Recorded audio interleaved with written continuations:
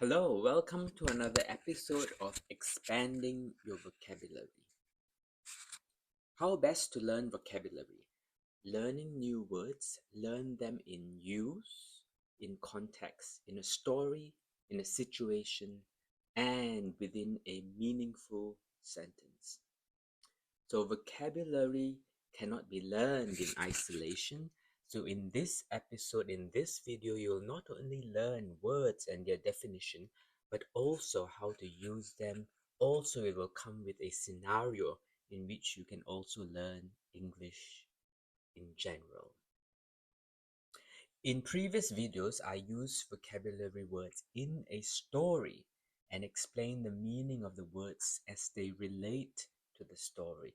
But in this video, I will use a different format, which is the question and answer format, which is like some of the English language oral exam like IELTS or IELTS, as if you were being asked a question and you giving the answer. I'm Dr. Ho from Australia, your English language coach, here to help you in your English learning journey.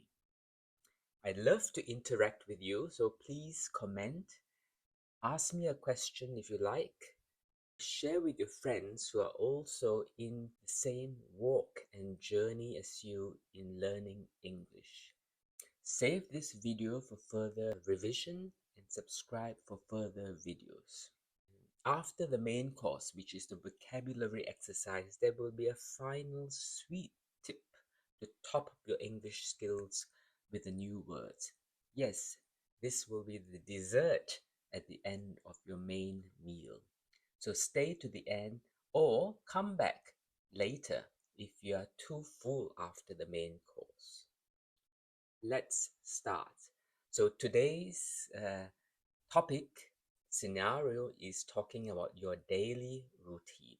So these are some new words which you can use to describe more clearly, more accurately your daily routine. So my question to you is, can you describe your typical daily schedule? Okay, the response A. Certainly, my daily schedule is quite engaging. I start with a morning jog, which energizes me for the day ahead. After that, I focus on work tasks, making sure to balance meetings and individual projects. Now, a different response, a different scenario where you can use this word. Of course, my daily routine, it's rather monotonous. So it's not engaging, it's monotonous. I wake up, go to the office, and spend most of the day at the computer. In the evenings, I usually watch television before going to bed. Question 2. How has your daily routine changed since you were a child? Okay, first response, first scenario. As a child, my days were quite unstructured, filled with spontaneous play and exploration. Now, my routine is more organized with set work hours and scheduled activities to manage responsibilities effectively. So another response is, in my youth, my routine was largely dictated by school timings and parental guidance. In contrast, adulthood has granted me more autonomy to design my daily schedule according to my preferences. So, question 3. Question 3. Do your weekday and weekend routines differ? Yes, significantly. That's response A. Yes, significantly. On weekdays, I follow a meticulously planned schedule to meet work commitments. Weekends are more leisurely. allowing me to unwind and pursue personal interests at a comfortable pace. Okay. Response B, the opposite. Not particularly. I prefer to maintain a consistent routine throughout the week, as it helps me stay disciplined and ensure I make the most of my time. Question 4. Is there an aspect of your daily routine you wish to change? Response A. I would like to incorporate more physical activity into my day. Adding regular exercise could enhance my health and provide a refreshing break from work. Response B. Another scenario. I aim to allocate more time for reading. Expanding my knowledge and unwinding with a good book would be a beneficial change to my routine. Next question. In your opinion, is following a daily routine important? Response A. Absolutely. A well-structured routine can boost productivity and provide a sense of stability, which I find essential for managing daily tasks efficiently. Response B is slightly the opposite. While routines offer structure, I believe it is also important to remain flexible. Embracing spontaneity can lead to new experiences and prevent life from becoming too predictable. There you are. These are the 5 questions and these are the 10 scenarios, 2 scenarios each for each of the questions. So you can pause here, rewind, and listen to the question and answers again and try and grasp more of the usage of the words which are in bold. Obviously, there are other words that are not in bold that might be new to you also. Now, we go on to the vocabulary list with the definitions, but also with another example sentence for each word. This will give you another scenario demonstrating a different context again and show you the various applications to enhance your understanding and usage of the word. Engaging. Engaging. I have also capitalized the word to show you the word stress in the word. Engage. So engaging is attractive or interesting, able to hold one's attention. Example. The professor's engaging lecture made the complex subject matter accessible and intriguing. So, professor's lecture was very interesting, very interesting. The professor's lecture was very interesting and able to hold the attention of the students. Monotonous. Monotonous, dull and repetitive, lacking in variety and interest. The assembly line work was monotonous, involving the same task repeated endlessly. The assembly line work was monotonous, involving the same task repeated endlessly. Remember at the beginning I said that you have to learn the words in meaningful sentences. So the word is also roughly illustrated and explained within the sentence itself. So for example, in this sentence, the word monotonous, meaning same task, repeated endlessly. So these are some of the words that describe, that explain the word monotonous. Number 3, unstructured. Unstructured, lacking organization or formal arrangement. Example, the workshop was unstructured, allowing participants to explore topics at their own pace. pace, not place. The workshop was unstructured, allowing participants to explore topics at their own pace. So, for example, you are learning English from YouTube. It's at your own pace. You can watch one video one day, a day, or you can watch 2 or 3 videos in a day, or once a week, depending on your time and your appetite.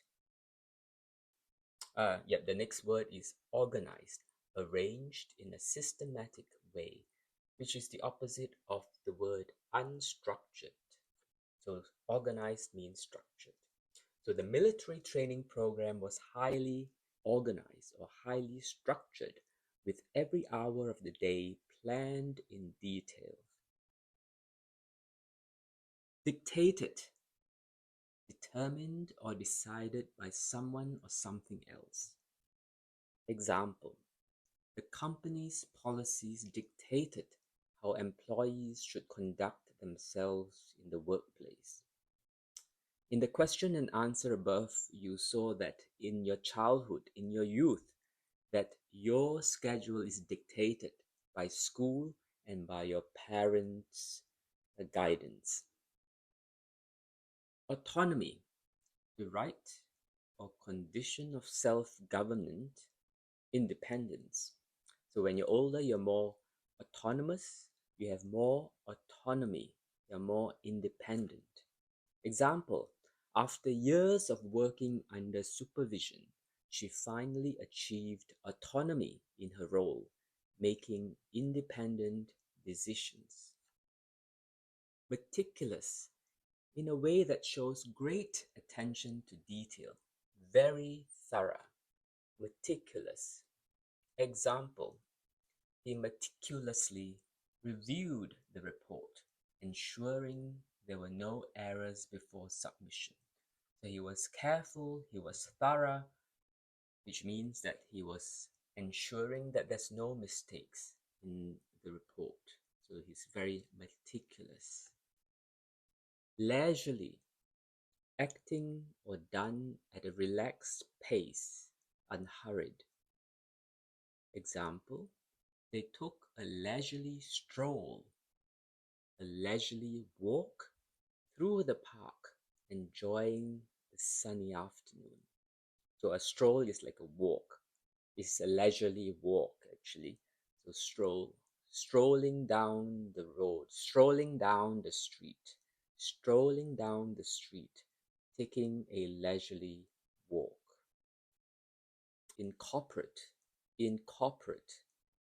to include or integrate a part into the whole.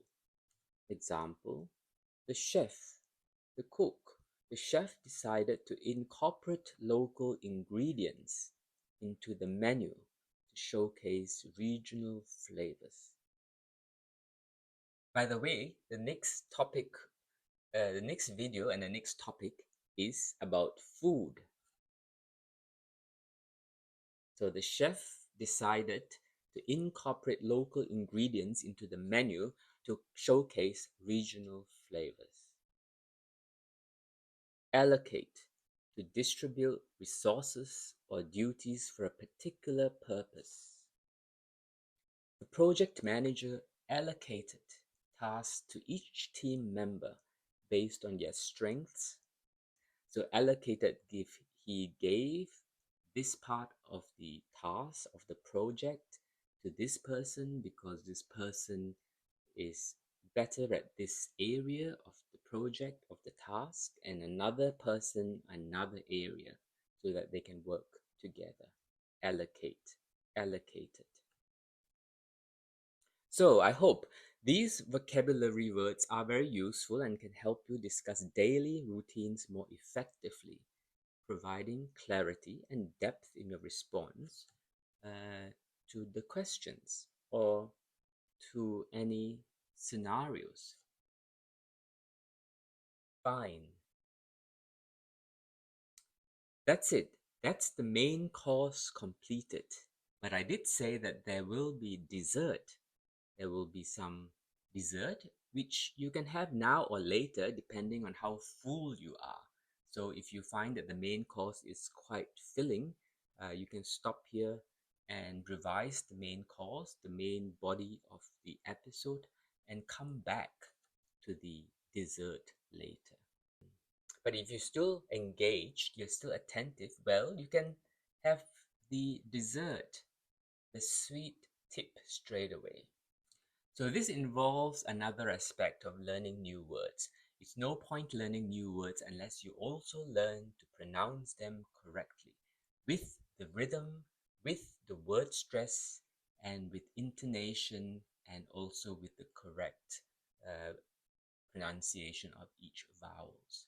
So today we'll talk about 4-syllable words and what are the principles, what are the patterns that are in 4-syllable words. So these are longer words. Some of these words will be in the passage, in the question and answers, which we have in the main course, and you can learn to use them accurately.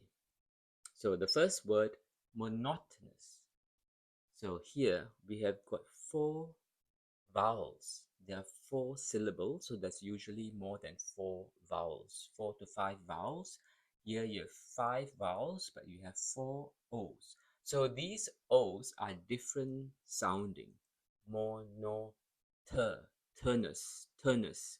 So they're slightly different sounding. So monotonous. So the word rhythm is more monotonous. So 1, 3. And the stress syllable is in the second sound, monotonous. Individual. So yes, similar. You've got 3 I's here, 1 U and 1 A, so 5 vowels, but 3 I's. But these 3 I's are pronounced similarly. Individual. So the rhythm is also 1 and 3, individual. But the stress is in the third plus the first syllable, the third being the stronger one. Individual. So when you learn the word, learn the meaning of the word, you have to also learn how to say the word accurately. Meticulous.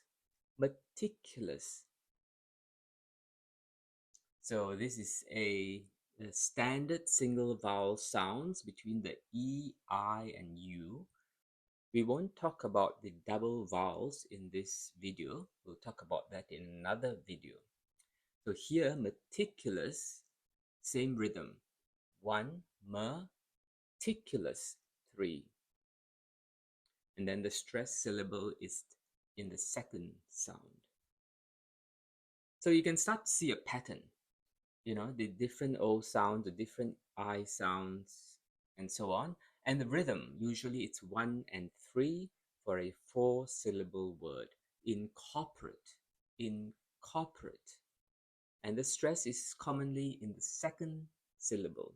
So the general pattern here for 4-syllable words, which usually contain 4, at least 4 or 5 vowels, may have different sounds, and the rhythm is usually 1 and 3.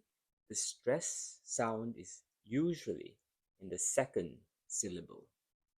So, just to stress, you remember and learn the sounds. So you remember and learn the words, the new words and its pronunciation by listening, not memorizing. Looking at the text is not a good idea. So I'm just pointing out this feature of English to you so that you know and you're aware that there is such thing as different vowel sounds, different stress sounds, and different rhythm. In this case, for 4-syllable words. So there are always exceptions though, so that's why I said it's a principle, not a rule. Even rules have exception. So for example, individual. So sometimes we can say individual without stressing the third syllable. Individual. Or this one, exploration. So there are 2 stress sounds in this 4-syllable word. Exploration. But then there's also difference between British English and American English. Exploration. whereas in British English it's exploration. Exploration. So to use and speak the words, you need to have correct pronunciation. You need to know the multi sounding English vowels with its rhythmic articulation, word stress, and intonation. We Australians are in between and have the best of both worlds. Obviously, originally our English accents and pronunciation and the rest came from Britain. They were more British, but gradually, being influenced by the aggressively expansionistic, dominating, and imperialistic influence of the US, we have gradually adopted more and more American English pronunciation. I hope you've enjoyed this video. Come back to it if you need to, because there's quite a lot in it, and just revise it. Listen is the most important way of learning rather than looking at the text or reading the text. So we'll see you next time, and as I said, the next video will be about foods, and I'll also have a dessert at the end, which will be 5-syllable words, how to pronounce them correctly and accurately. See you soon.